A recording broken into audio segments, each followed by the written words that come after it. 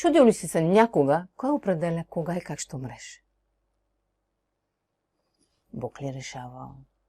Съдбата ли? Случайността ли? Всъщност, отговорът на този въпрос е нито едно от горе споменатите. Как така? Сигурно ще си кажеш. А кой тогава? Отговорът е, че ти си този, който определя кога, къде и как ще умреш. Като казвам ти, имам предвид твоята по-висша част, твоят висш аз.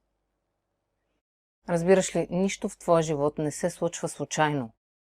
Всички случки в твоята реалност имат причина. Ако си гледал видеото ми "Какъв е смисълът на живота", вече знаеш, че животът на Земята не е истински, в буквалният смисъл на думата. Физическата реалност е проекция на нашето съзнание. И животът в нея е една симулация, която създаваме за самите себе си. Ние правим това, за да си дадем възможност, чрез преодоляването на различни предизвикателства, да научим важни уроци и да израснем като души. Следователно, ако нашият живот е една симулация, която ние създаваме в съзнанието си, не следва ли логичното заключение, че ние сме тези, които определят кога тази симулация ще свърши?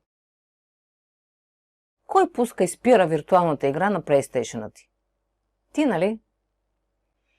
На същия принцип, когато наближиш края на играта и си научил уроците, които е трябвало да научиш, висшият аз решава, че си извлякал всичката полза, която си могъл да извлечеш от тази симулация, наречена живот на Земята, и е време за нещо ново. Време е за ново приключение. За нова игра. Но преди това ново приключение да започне, ти трябва да смениш аватара си. Т.е. трябва да се освободиш от физическото си тяло. За целта висшият аз анализира и преценява кой е най-добрият начин това да стане. Той избира как да умре главният герой в пиесата, която се играе в момента.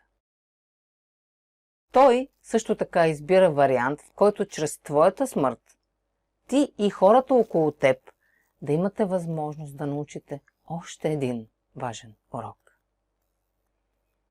Например, ако се очертава да има природно бедствие близко до мястото, в което живееш, висшият аз може да реши, че ще е най-вълнуващо да направиш своя преход към отвъдното именно по време на това събитие. Или пък може да реши, че ще е по-добре да си отидеш, като бъдеш блъснат от пиян шофьор, докато пресичаш улицата пред блока. Така и шофьорът ще може да научи урок, който му е необходим.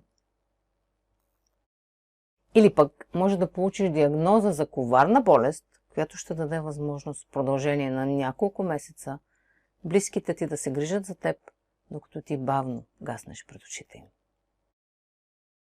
И това преживяване ще е ценен урок за всички ви. Бъди сигурен, че висшият аз ще избере най-ползотворният за всички участници вариант. И когато точното време дойде, той ще се изиграе като една театрална постановка, в която всички участници доброволно са се съгласили да участват. Така че няма нужда да се страхуваш от смъртта. Смъртта е просто краят на едно приключение и началото на ново. И то е под твой контрол. С други думи, твоят висш аз избира времето и начина на твоята смърт, за да може това преживяване да има полза за теб.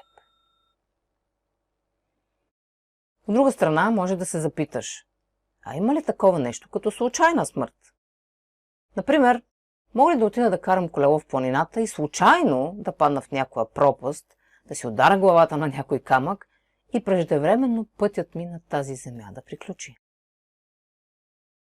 Башар обяснява, че дори в такива случаи ти имаш избор дали да преминеш в отвъдното или да се върнеш в физическата реалност и да продължиш да живееш.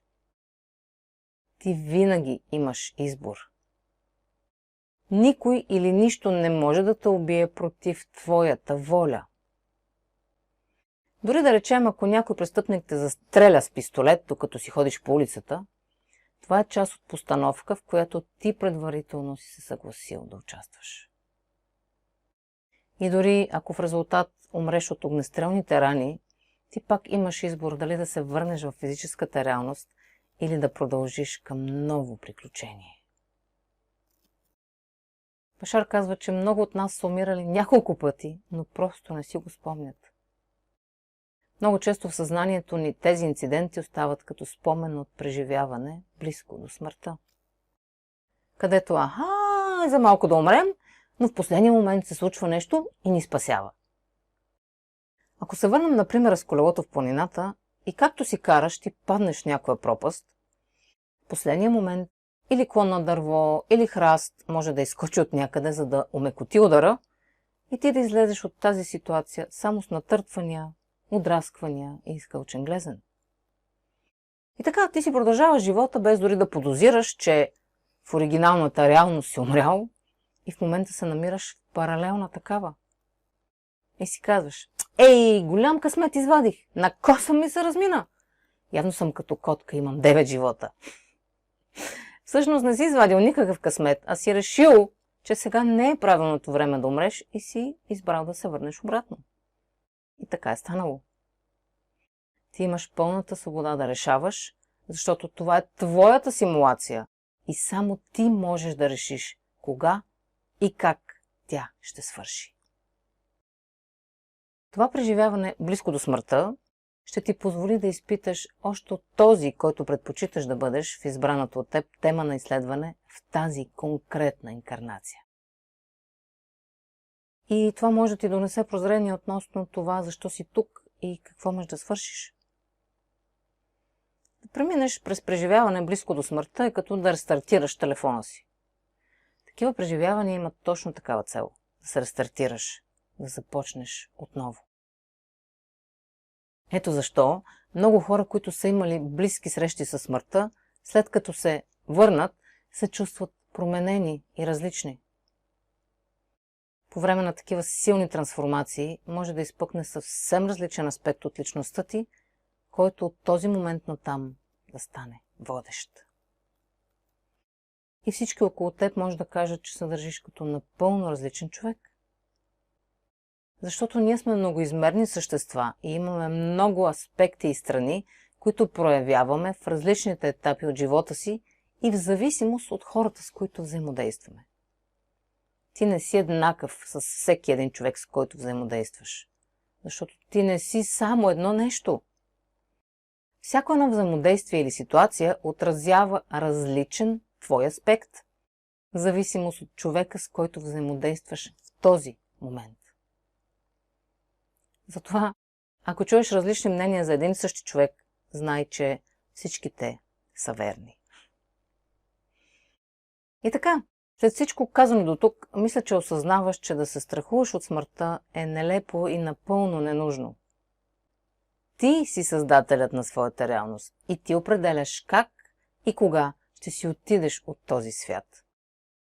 Така че спри да се притесняваш, отпусни се и започни да се наслаждаваш на живота.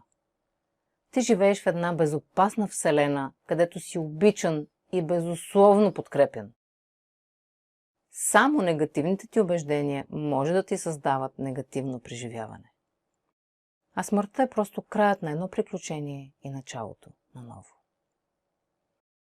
Ако още не знаеш как да трансформираш негативните си убеждения в позитивни, в описанието под видеото ще намериш линкове към видеа, които може да ти помогнат да го направиш.